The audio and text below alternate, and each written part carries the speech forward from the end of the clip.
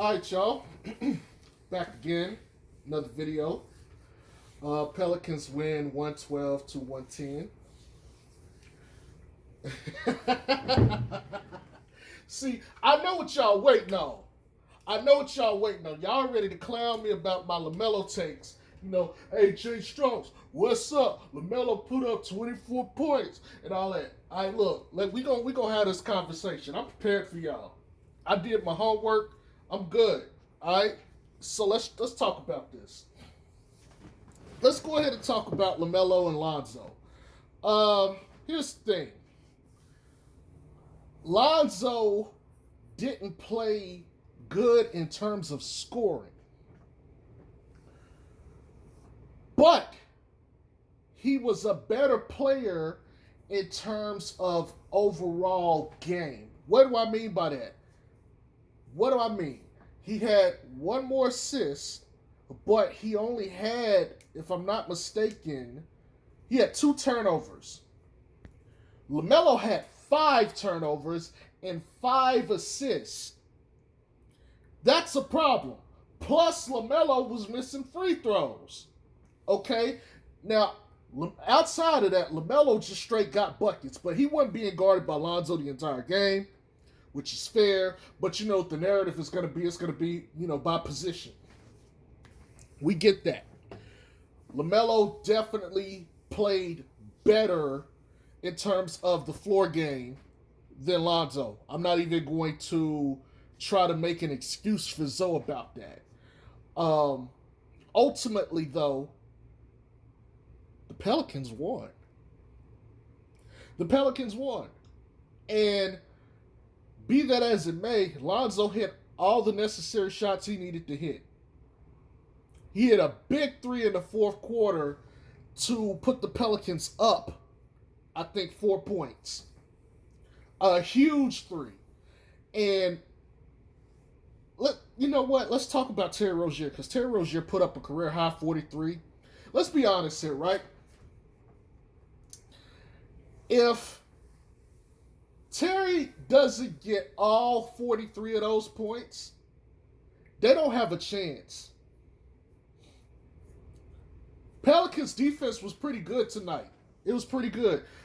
43 points, think about that. 43 and 24. That's your starting backcourt basically for Charlotte. Correct me if I'm wrong, but that's 67 points, right?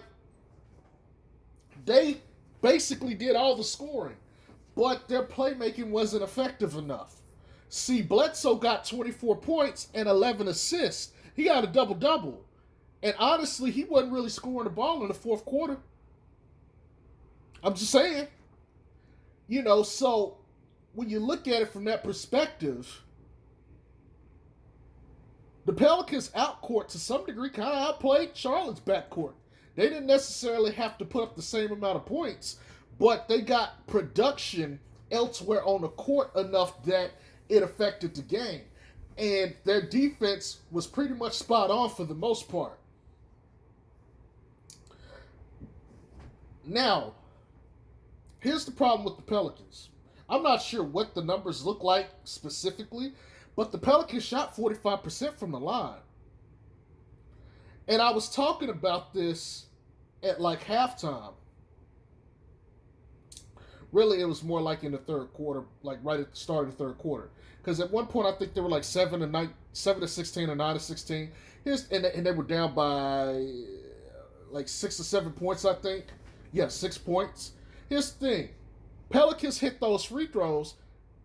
This ain't even close. This ain't even fucking close. I'm just going to keep it 100 with you. Yeah, Charlotte was giving it to him, but really it was just LaMelo and Terry Rozier. Meanwhile, the Pelicans got production from James Johnson, Jackson Hayes, Nickeil Alexander-Walker, who I'm glad to see was back. They got 12 points from Zoe. They got 24 points from freaking Eric Bledsoe. Eric Bledsoe. They got contributions pretty much all over the freaking court. Now, there were some guys who put up some points. Malik Monk had a couple points here. Cody Zeller had some here. So it's not like they didn't get much.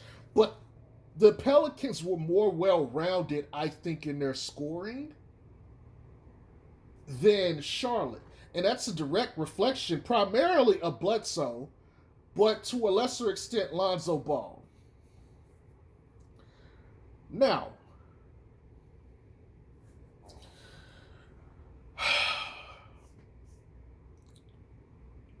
I gotta be honest. I hate the coaching from both sides this game. You know what? Before I get into that, let me just say this. And I've seen comments about the broadcasters from Charlotte. They suck. They suck ass. Them niggas are garbage. Like, all I hear is, oh, Lamelo. Like, nigga, why are you having orgasms on national television, nigga? We can go to Pornhub for that. I ain't cut on this game to hear you moan and orgasm about LaMelo and every time someone makes a play, and then y'all talking about other shit that don't have anything to do with the game. You know what I'm saying? Like, we've been spoiled by Antonio Daniels and Joel Myers. Listening to those guys, like, I get why people, like, if you're a Charlotte fan, or if you're just a LaMelo fan, you got to put up with this every day. I'm sorry for you. I am truly sorry for you, cause this ain't it. That ain't it. Like, I don't ever want to hear these guys broadcast again. Period. Anyway, as far as the coaching is concerned, I didn't like the coaching from either side. There were some questionable things here and there. And quite frankly, I don't like the fact, like, here's the thing with Stan right now.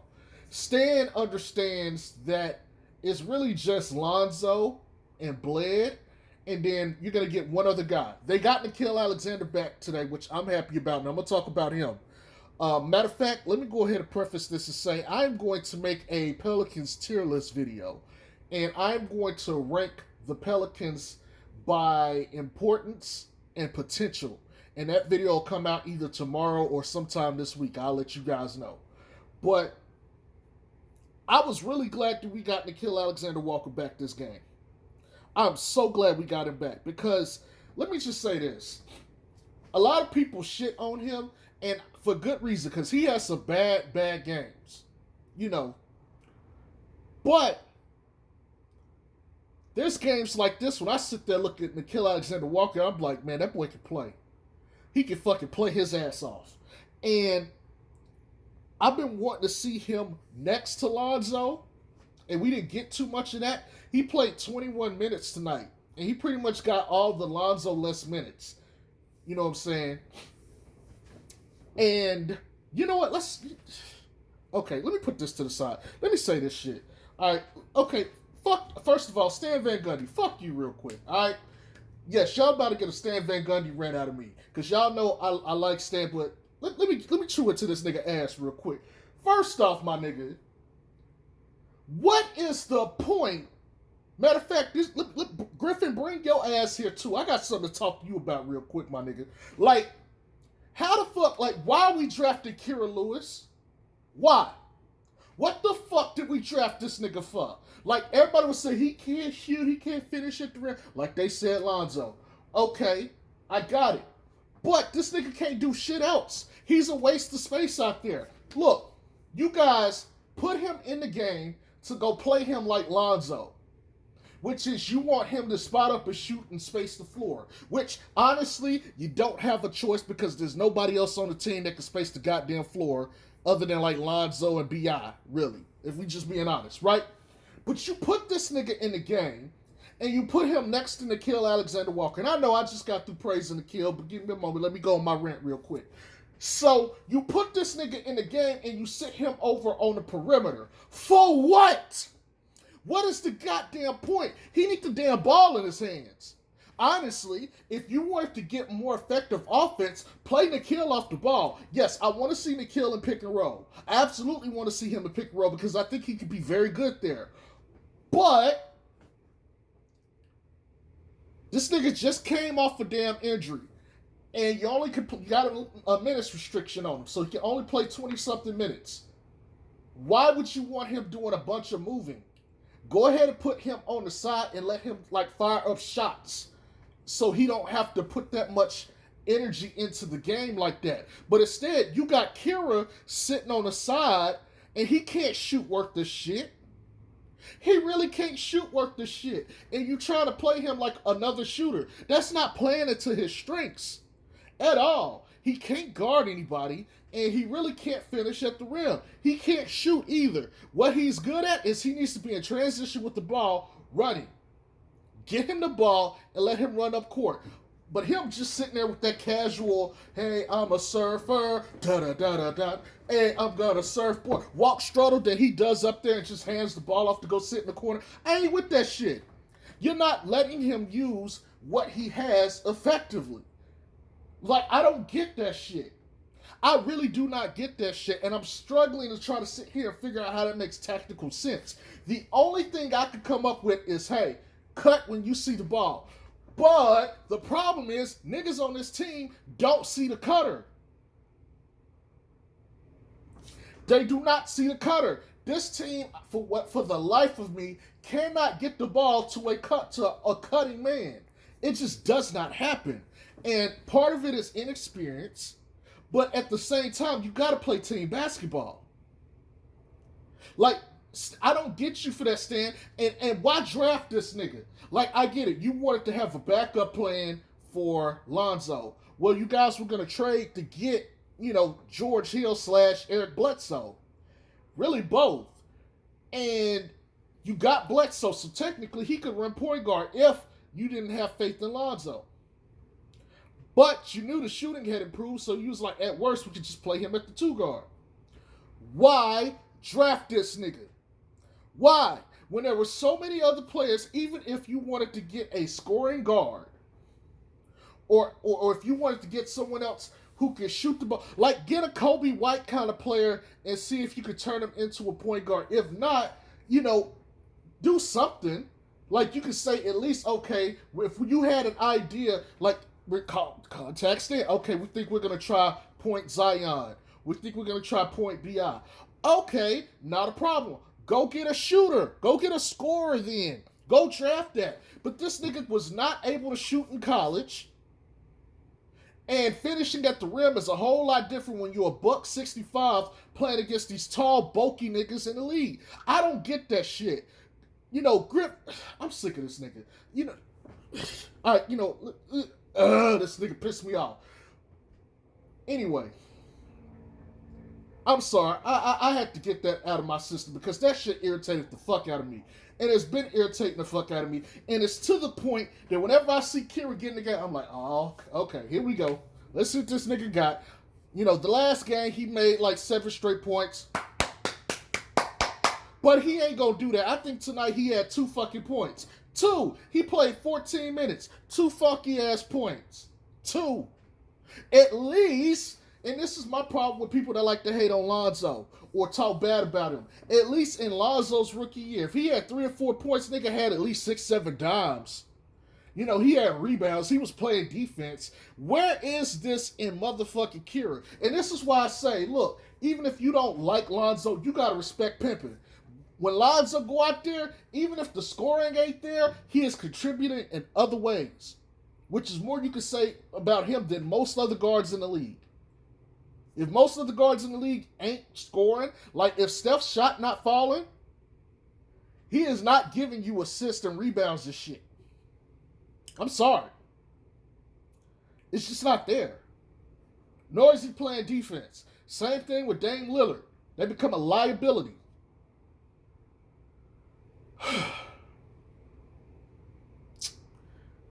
I apologize for that, but I had to get that shit out of my system. So, Borregos, I don't get his rotation, and let me be honest, I don't watch this nigga. I don't watch Charlotte. I don't care about Charlotte right now. They're just a bunch of random niggas out there that's just hooping. And that's literally what I thought. It's just a bunch of niggas out there hooping. I can go to a fucking park somewhere, see niggas like this. I'd have seen plenty of Terry Roziers in my day. Yeah, I go to the park right now, Terry Rozier out there knocking down shots. I'd have seen that, Cody Zeller. I'd have seen I'd have seen these guys, Bismarck, Biombo, like, for real, like, Honestly, without Lamelo, I wouldn't like. There's no reason to pay attention to Charlotte. Let's just be honest. And I like Malik Monk. I like Malik Monk when he was coming out of college. Him and De'Aaron Fox.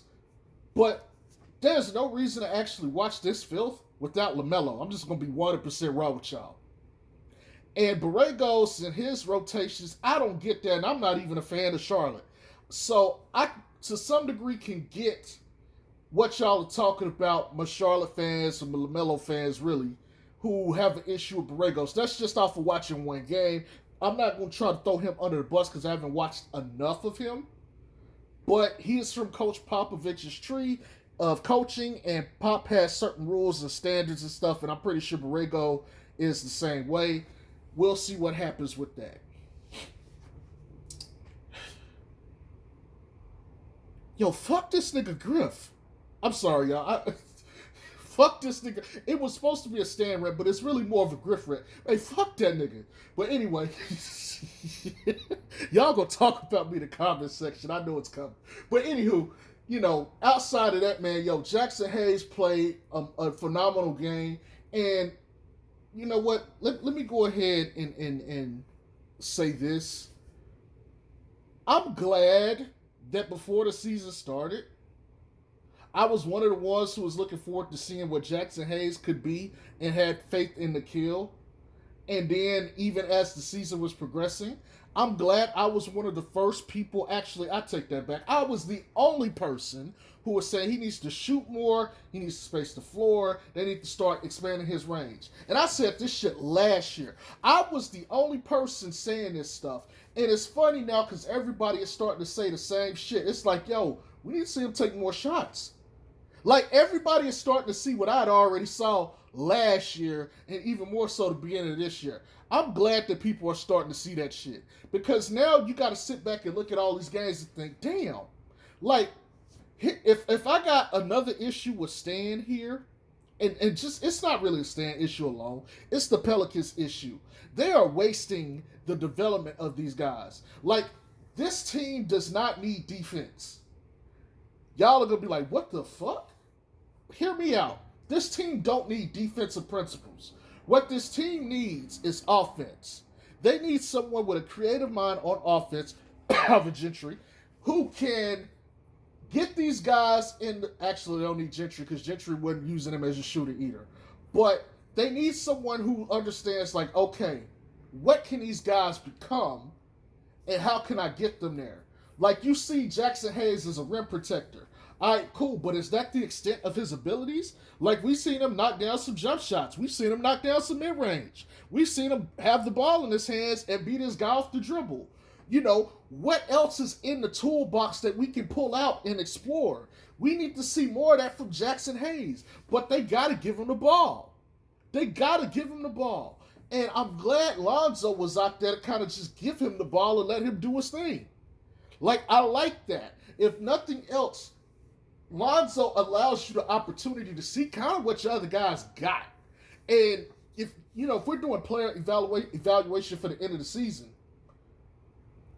you're going to be glad you got Lonzo out there because he's not selfish and he's going to spread the ball around and allow everybody else to do what they do. For the most part, we kind of already know what Lonzo is. The only thing that Lonzo has proven is right now he cannot carry a team by himself.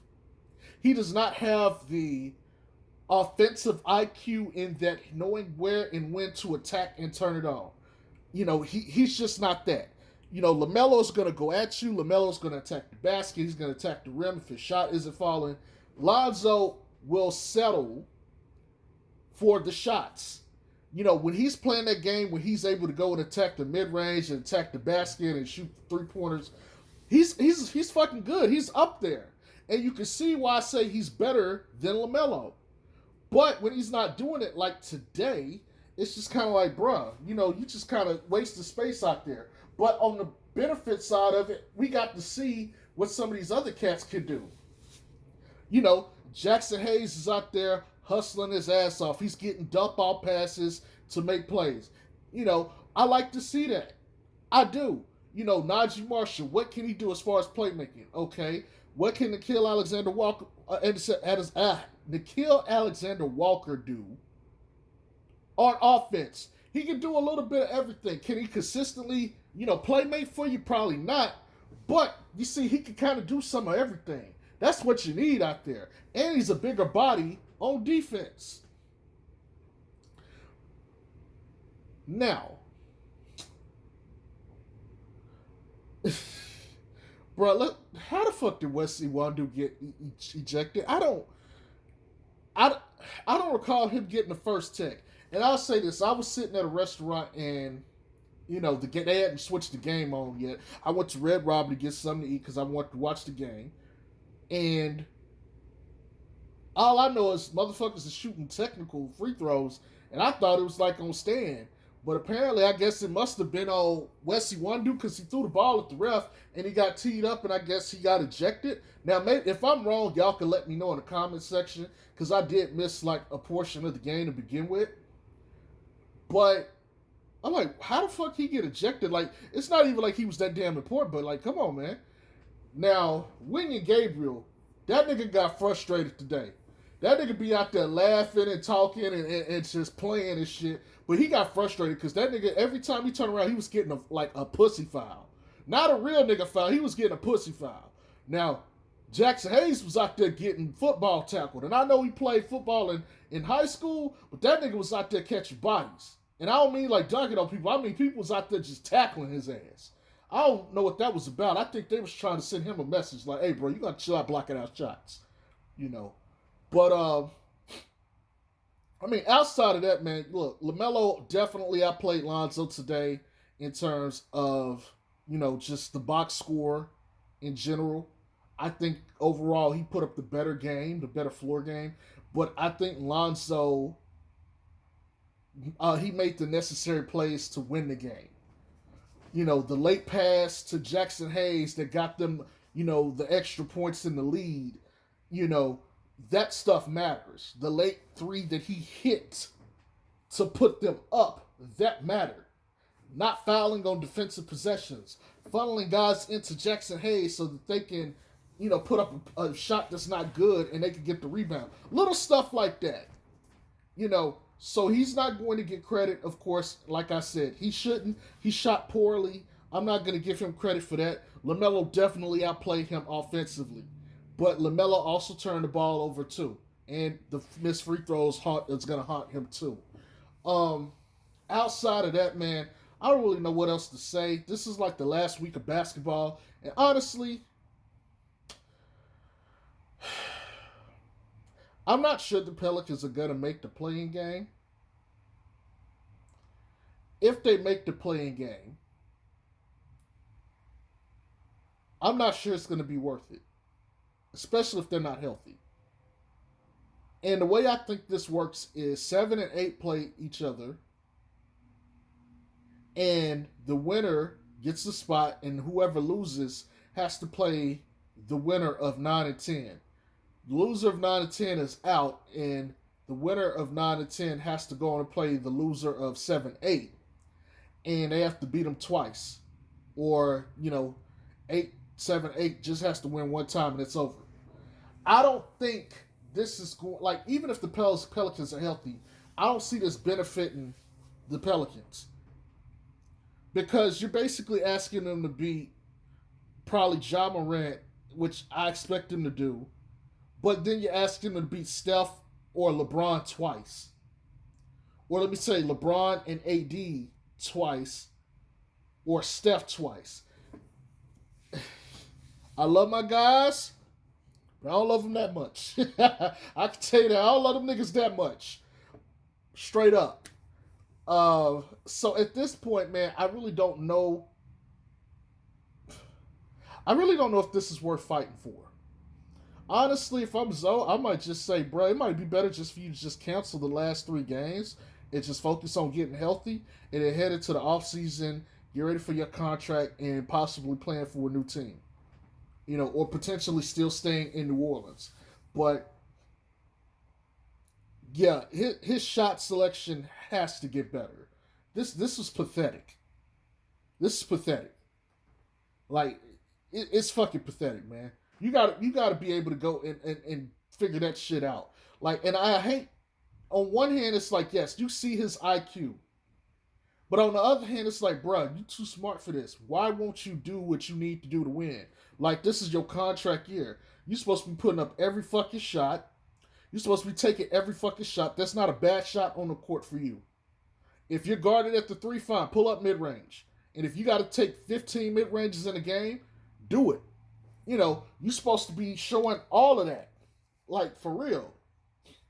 You ain't going to be able to play in New York if you're not attacking out the pick and roll and getting, drawing contact and drawing fouls. I'm just saying. You're gonna go to Chicago and they'd be like, well, Kobe White is better at attacking the rim, so why he starting? You know what I'm saying? Like, this is not acceptable in a contract year. And I get it, the nigga ain't selfish, but man, you gotta get some selfishness about you. You gotta get some, hey, fuck all y'all.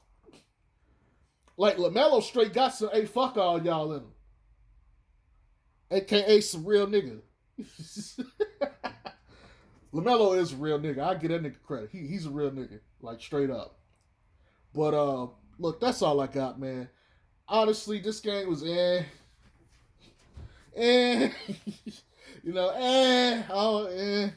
It's alright, I guess.